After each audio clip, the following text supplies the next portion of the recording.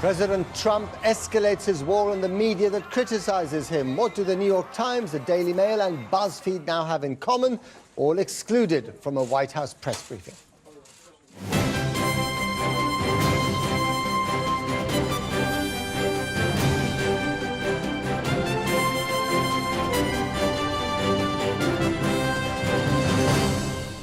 Good evening. Donald Trump made big show of the fact that he moved the bust of his hero Winston Churchill back into the Oval Office. Does he know that Churchill called a free press the unsleeping guardian of every other right that free men possess? Well, during the campaign, Trump called the press disgusting and dishonest at virtually every rally. Now that he's president, he calls the media and the judges who question him the enemy of the people. We speak to one of America's most respected political broadcasters who thinks that this war is, amongst other things, a deliberate distraction from other issues like Russia. When a story hits, within 24 to 36 hours, the escalation of media attacks goes up. If the air in Washington is politically toxic, in London it is atmospherically toxic. Pupils in more than 800 schools never get a breath of real fresh air. Are the children suffering because of the diesel cars their parents are driving? What helps fresh air? Trees, of course. But in Sheffield, one of the country's greenest cities, it is easier and cheaper to chop them down than to prune them. And Scotland could make rugby history. It thrashed Wales in the Six Nations and is now only one victory away from the Triple Crown. He said that banning media outlets was what distinguishes a democracy from a dictatorship. But yesterday, White House Press Secretary Sean Spicer refused to allow a range of news organizations into his background briefing, from the BBC to the New York Times. It's provoked an inevitable outrage. But should the media allow itself to be dragged into Donald Trump's political agenda? Here's Porrick O'Brien. Do not adjust your television set. The connection between the Trump administration and sections of the press is going from intermittent coverage to near blackout. A few days ago, I called the fake news the enemy of the people, and they are. They are the enemy of the people. Yesterday, after the official White House briefing, a number of news organizations were excluded from the regular informal briefing with Sean Spicer, the president's press secretary. The BBC, CNN, the New York Times, The Guardian, BuzzFeed, the Daily Mail, among those left out in the cold. ABC, Fox News, Breitbart and Reuters, some of those given access. Associated Press, US Today and Time magazine refused to attend in protest. The gaggle, as it's called, was recorded, and this was part of Spicer's explanation for the ban. We're just not going to sit back and let, false narratives, false stories, inaccurate facts get out there. This row is about much more than a few disgruntled hacks left out in the cold, though. It speaks to the heart of the First Amendment, the one about not abridging the freedom of the press. Who to articulate this? How about Sean Spicer? We have a respect for the press when it comes to the government, that is something that you can't ban an entity from. Conservative, liberal, or otherwise. I think that's what makes a democracy versus a dictatorship.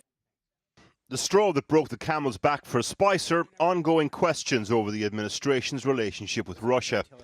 Based on multiple anonymous security sources, CNN and the New York Times claim that during the campaign, Trump's inner circle, people like former campaign manager Paul Manafort, were in contact with Russians who were on the radar of US intelligence services, a claim Manafort denied.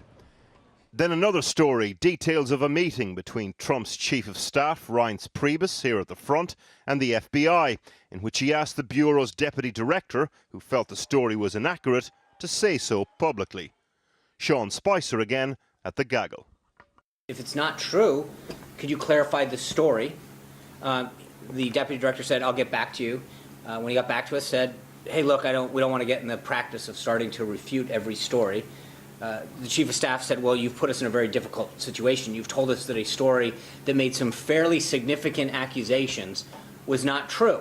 Aside from the strained relationship with the FBI, the strained relationship with the press, there's also the question of leaks, which is where so much of this is coming from. The question then, at what point does the boat become so full of holes, it's more hole than boat? Team Trump, though, see this as the latest skirmish in an ongoing clash of cultural civilizations. The liberal media elite versus the will of the American people. Just like they were dead wrong on the chaos of the campaign, and just like they were dead wrong in the chaos of the transition, they are absolutely dead wrong about what's going on today, because we have a team that's just grinding it through on what President Donald Trump promised the American people. And the mainstream media better understand something. All of those promises are going to be implemented. On the other side of the battle lines yesterday, a pre-Oscar anti-Trump demo in Beverly Hills, leading what Steve Bannon would probably call the charge of the Lovies Brigade, Jodie Foster. We've seen these signs before. We know that the first attack on democracy is an assault on free expression and civil liberties, and this relentless war on truth. And unfortunately, sadly, it's too familiar because history repeats itself. Despite the distractions, though, the question that continues to resound around this new administration like static: what was its relationship with Moscow? Porrick O'Brien. Well, let's go live down to our Washington correspondent, Kylie Morris. Kylie, the BBC's been banned, but I noticed that you're not on the list. What's going on? No, we weren't directly involved in this yesterday, Matt. We're not a permanent member of the White House press corps, unlike the BBC, other big international services like Reuters, and certainly all the American networks. We can go along to those briefings on a day-to-day basis, and thus far we haven't had any difficulties with that kind of access. But I'm told by the people who were there yesterday that what was different here was that it felt like a very deliberate exclusion. Yes, it was an off-camera gaggle, but literally some people were allowed into the room and some people were held out of the room, and those who were held out of the room are those people who have been most critical of this president and his fledgling administration. And has this kind of thing happened before with other presidents? It has. Been talking to White House veterans. They mentioned Fox in the Obama years. But what seems to be different this time around is, firstly, the number of outlets involved, but also we already have this poisonous, toxic, as you say, atmosphere around the media and the president, caused in no small part by the president himself, who at every opportunity, talks about fake news, talks about the media being the enemy of the people, calling the media his opposition. I mean, we were at the Conservative conference yesterday in Maryland, where before he gave his scheduled speech, he launched into a 10-minute tirade against the mainstream media. And every time he used that fake news term, the audience were thrilled, they cheered. So it is a deliberate strategy, and it is certainly playing well with his base. And if I recollect correctly, Kylie, the ban on Fox News under Obama was rescinded after a whole bunch of people got together, other networks, and said this is unacceptable. What is the press thinking of doing about this particular exclusion?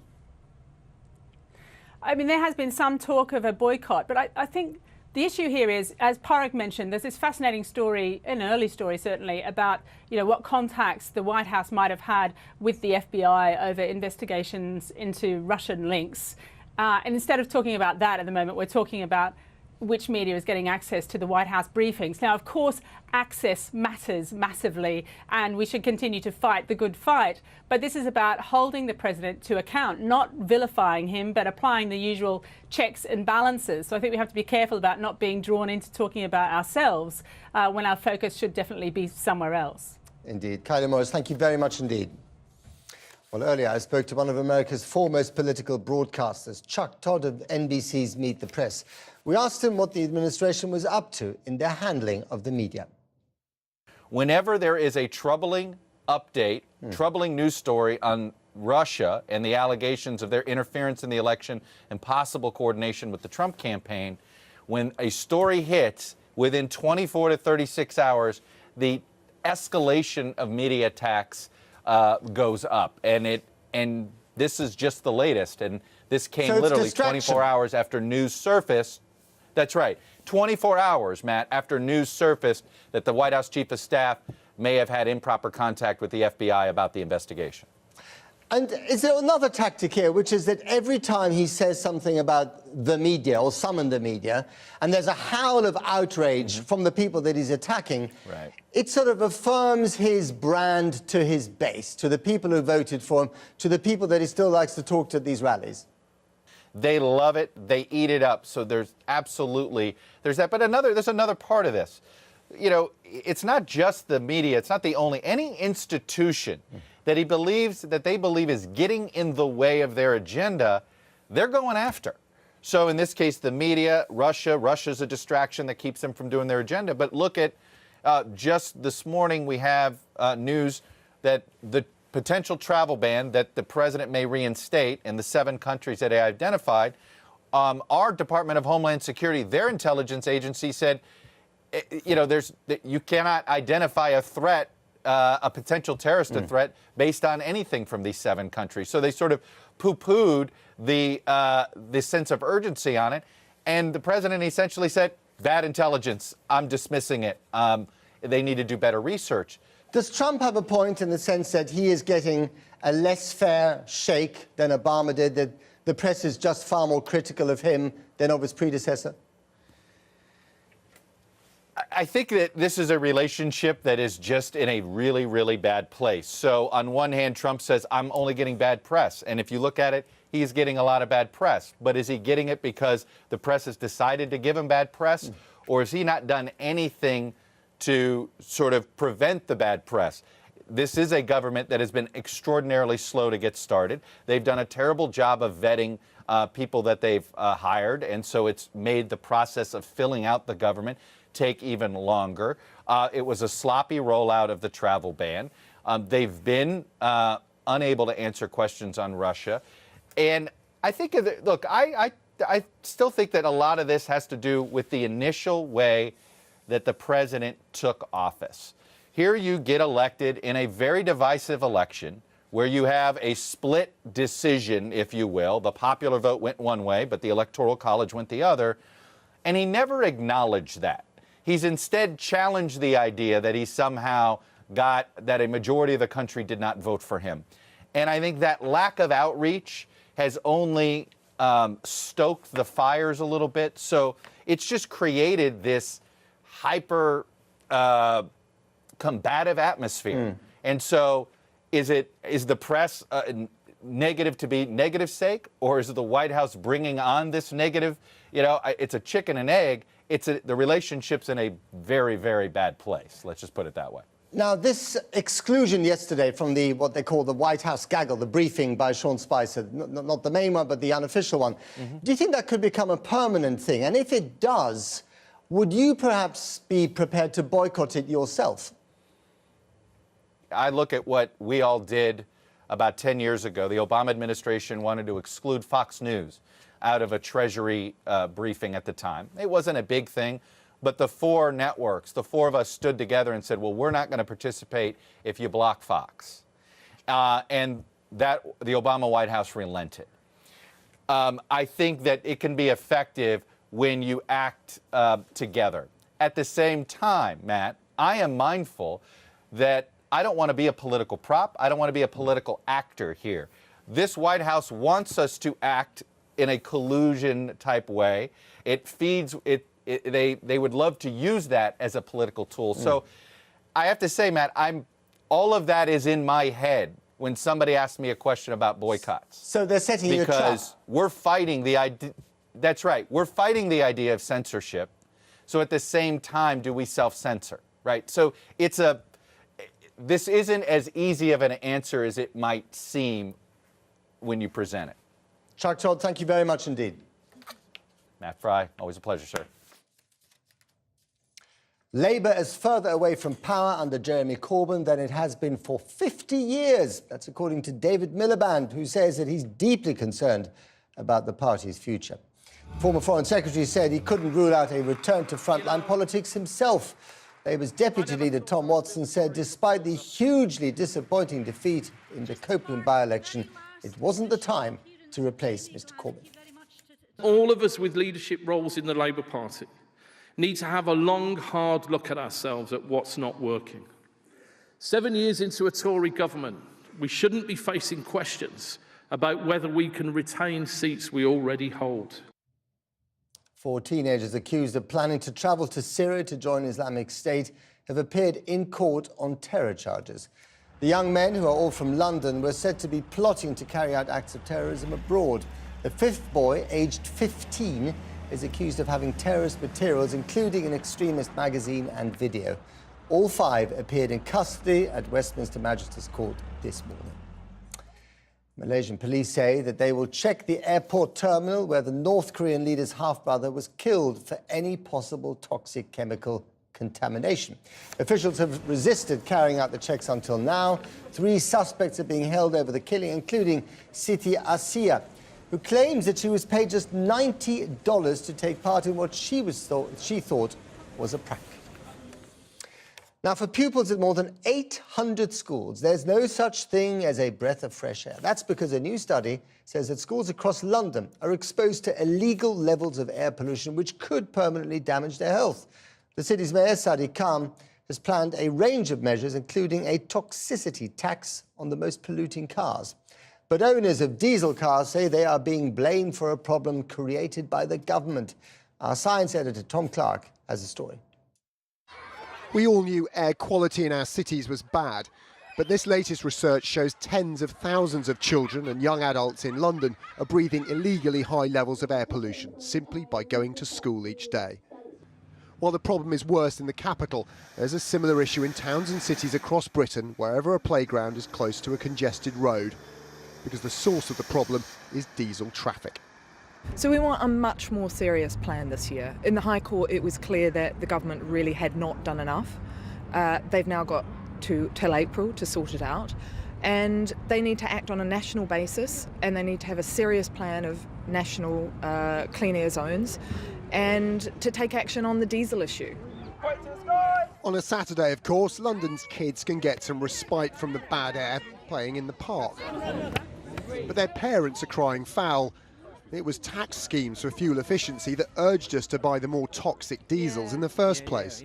We bought a diesel car because we thought that it was the right thing to do, and it was supposed to be, economical and cleaner and all that sort of thing. And that's obviously coming out in the press now that that's not the case. So yes, it does concern us as well. Well, we're getting rid of it. We've ordered a hybrid. We ordered it yesterday, so we're getting rid of the diesel cars. It's also a shame that the new tax on the cars doesn't actually take into account any of the issues with diesel cars. Many people wouldn't mind buying a less polluting car, but it's easier said than done. My asthma's bad, and my little one's already been seen by respiratory at St Thomas's Hospital. Most people that have got old-fashioned cars may not be in a financial position to buy another one, but are relying on their vehicle to get to wherever they need to go. So if they scrap them and then they couldn't afford to get around, it wouldn't be very fair. It's partly why comments today in the Daily Mail by Transport Secretary Chris Grayling hit a nerve. People should take a long, hard think about what they need, about where they're going to be driving, and should make best endeavours to buy the least polluting vehicles they can. The driving lobby argue it was the government that urged us into diesel cars through road taxes, but right now there's no plan to help drivers out of them into something cleaner. Trading up to a new car or a cleaner emission car is very expensive, and moving to an electrical car, a car that's run on electricity, is unbelievably expensive. And this is why we are calling for, Fairfield UK and its supporters is calling for a very well incentivised approach, a diesel scrappage scheme. But with nearly 12 million diesel cars on the road, a scrappage scheme is likely to be very expensive. But we don't have to wait long to find out what the government will do. With the UK in breach of European air pollution limits, the High Court has given it until April to publish a plan. Tom Clark. And while the air we breathe grows ever more toxic, thousands of trees lining one of the country's greenest cities are being chopped down because the council says it is the only affordable way to maintain roads and keep pavements safe. 1 in 6 of Sheffield's 36,000 street trees will disappear to be replaced by saplings. But furious residents have described it as sheer vandalism. Protesters who stood in the way to block their felling, including one retired professor, were even arrested. Here's Paul McNamara. It's better known for steel than wood, yet there are more trees per person here in Sheffield than any other city in Europe. The treescape is under attack though. Residents are revolting. And this road is just one battleground in an urban war of wood. Tree after tree after glorious tree. In fact, this is the second longest avenue of limes in the whole of the UK. For 110 years they've stood here proud, but for the ones with these yellow ribbons, their days are numbered. Dozens of these trees are about to be chopped down, some because they're dead, dying or diseased, but for the vast majority, it's because of this. The city has a vast war chest to transform Sheffield's shoddy roads and pavements, ruined by unruly routes. When they arrived to chop this tree and 8 others on the same road in November, they did so in a 5 a.m. dawn raid to avoid protesters. A terrifying experience for this retired professor who would end up arrested. You know, people come knocking on your door at that time of the morning. I looked out the bay window to check, and then when I saw it was the police, I was, you know, just all those things go through your mind about your family, children, grandchildren. Yeah. The last thing we expected was, you know, to open the front door to guys in chainsaws. The charges were eventually dropped. The council have apologised and pledged never to do the same again. Some 5,000 trees have gone the same way as Jenny's in the last 4 years, and 1,000 more will be gone within the next year. At the heart of all this is a £2.2 billion 25-year contract to maintain roads that the council have with a company called Amy.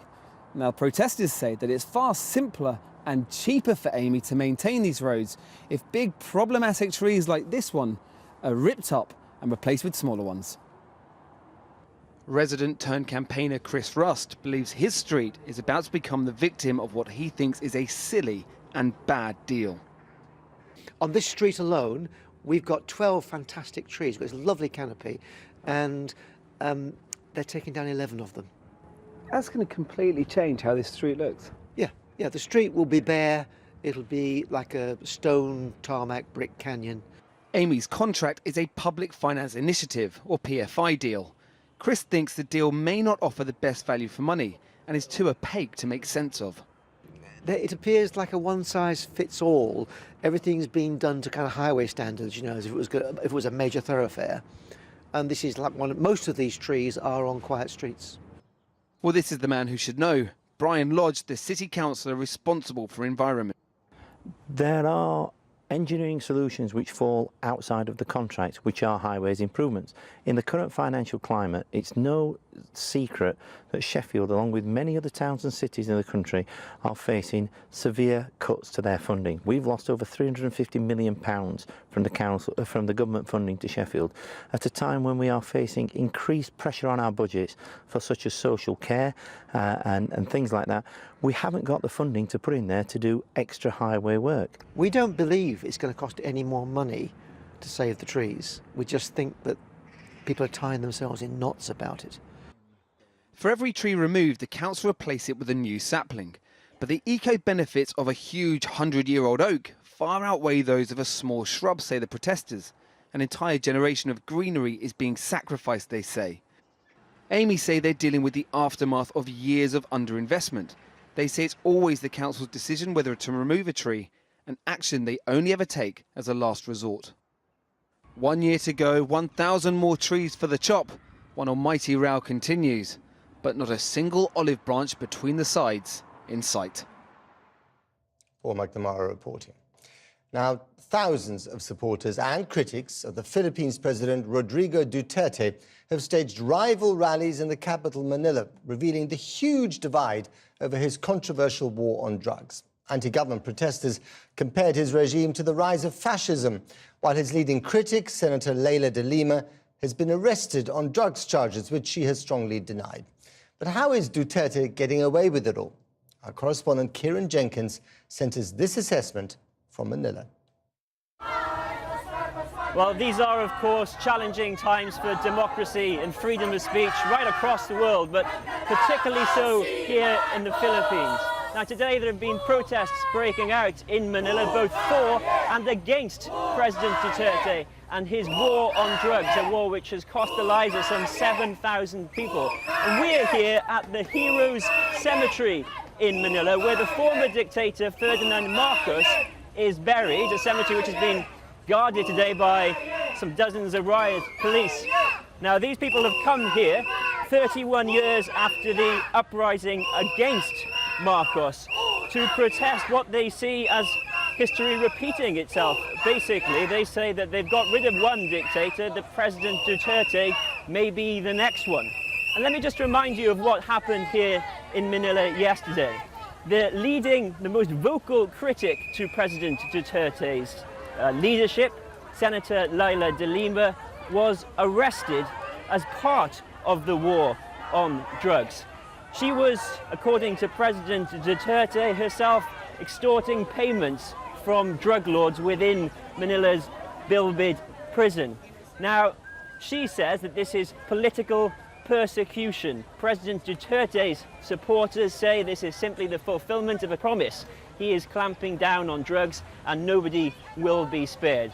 But just consider this, that if you are someone who is contemplating speaking out in the Philippines today, the frightening prospect may be, if you do speak out, you may be looking at spending the rest of your life in jail. Kira Jenkins in Manila. Sport now, and Scotland hosted Wales in the third week of the Rugby Six Nations at Murrayfield. With England not playing until tomorrow, both sides had the chance to top the group, albeit only temporarily. Our sports reporter Jordan Jarrett Bryan watched all the action. Scotland were talked up as the dark horses of this year's Six Nations. Wales boosted by the return of George North. A second defeat for either of these nations at these championships would end any hope of glory. With captain Greg Laidlaw out injured, kicking duties fell to Finn Russell. But the first try of the match was scored by Wales's Liam Williams as the visitors held early control. But the Scots came out after the break a different animal and soon took the lead. It's going to be Tommy Seymour, or is it? It was, and the hosts went from strength to strength, Finney extending the lead. Yeah, it's a big swing, Eddie. Wales showed plenty of endeavour, but Scotland were patient and picked them off.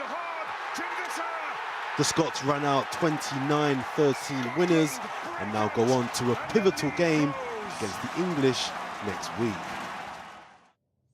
Ireland also remain in contention to win the championship after beating France in Dublin. Conor Murray scored the only try of the match as Ireland won by 19 points to 9. Football, and in the Premier League, Watford are currently playing West Ham at Vicarage Road. Watford took the lead with a penalty after just 2 minutes. Midway through the second half, the score remains Watford 1, West Ham 0. Today's other matches, there were wins for league leaders Chelsea, Crystal Palace, Everton and West Brom. Hull and Burnley drew 1-1. OK, we're back tomorrow at the much earlier time, 4 o'clock in the afternoon with me. Until then, that is Channel 4 News. Thank you so much for watching. Have a fabulous evening.